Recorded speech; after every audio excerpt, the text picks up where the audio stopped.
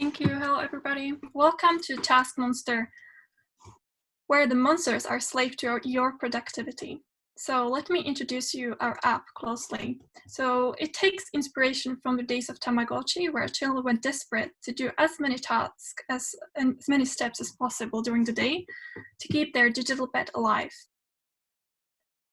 Therefore, our app aims to motivate adults to complete tasks through the day and be more productive. The more tasks they complete, the more the monster grows and evolves. If tasks are failed too often, the monster will shrink, devolve, and eventually die. In other words, our app is a gamified to-do list. In terms of our tech stack, we used a number of different technologies to build our app. React Native, our front end, is what shows our app on the display. Expo extends those features. MongoDB is the database in the cloud where our data is stored. And Rails is our backend and allows our app to communicate with the database and vice versa. Meta.js is what handles the physics calculations for our monster, allowing it to jump and walk in a more natural way. And how it all started? We had a brainstorming session where we came up with a few ideas before voting on which one to continue with. Then we went on to research possible technologies in order to progress. Something we have learned on this course is that without quality documentation, you'll find it very hard to move forward. So we did a quick Google search of a technology and a type of app to get an idea of the amount of resources available on the topic, and also how common this technology is for kind of application. Now, Elian will take over and tell you more about the struggles we faced during the development. As with any large project, we met a fair amount of difficulties during the development process. I would like to share with you a few of them. Our first major challenge was implementing authentication. We needed a way for the user to log in and store their own tasks. The way of doing this was with a token, a unique, random generated string of characters. Generating a token and send it to our app was fine. The difficult part was to teach the backend to recognize that token and link it to the user. After lots of trial and error, we finally managed it after almost 2 days of work. The second big issue we have was with storing the time for the task deadlines. We needed to decide what is the correct time for our app. For developers' point of view, there is more than one correct time. We had to choose between the user device time and our server time based in UK. For now, our app will be used only in UK, so to escape complexity, we decided to stick with our server time.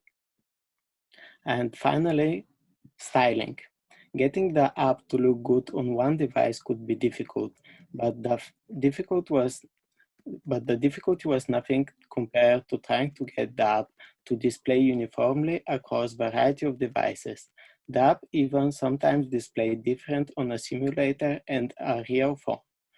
Unfortunately, there was no simple solution to this problem, just lots of tweaking, testing on a variety of devices till everything was rendered correctly.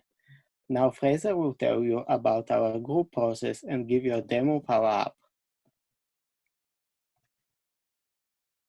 Okay, so we're a small team, as you probably saw. There's only 3 of us. This had quite a big influence on how we separate our tasks or how we didn't separate them. So we ended up spending a lot of time working as a single group or mobbing, especially in the first week. As more of the major components of the app were completed, we began to work separately a bit more on tickets. So we met each morning for a mood check-in and to create issue cards and then assign tasks for the morning. If we managed to complete those tasks quickly, we normally had another meeting just before lunch to merge all of the new code that we'd written. Then at 2 p.m. after lunch, we would meet again and assign new issues. And then finally, at about 5 p.m., we'd merge all of our work for the day and talk about our failures and achievements and what we could do for the next day. So let's finally give you a bit of a walkthrough of our app. So on the left, you can see this is what you're met with when you first go to sign up. So you sign up a user with your email and your password. And once you've done that, you're met with a screen where you can create your first task. So task, you can give a title and a description, and you can also set a deadline for it. And if you set a deadline, you'll get this sort of countdown timer showing you how long you have to complete your task. After you've added the task, you're taken to the task list screen, as you can see. And on that screen, you can mark tasks as completed and failed, in which case they will move to the completed task list screen. On the screen, some tasks will show in green if they were completed successfully, and in red if they were failed. If a task is not completed by the deadline time, then it will automatically be marked as failed. If you make a mistake when adding a task, or maybe your circumstances change, you can edit or delete tasks if necessary. Okay, now on to the more fun part, our monsters. So you can see four different stages here with a different number of tasks. So the first stage, where you don't have any points, you're going to end up with an egg. And as you get more and more tasks, your egg will grow, and eventually it will hatch into this sort of swirl-like creature. And as you do more and more completed tasks, it will grow again into the next stage of our monster. And then this will be the final stage of our monster on the right. You can see it grows and grows and grows and gets bigger and bigger and bigger. So this is what happens if you complete your task successfully.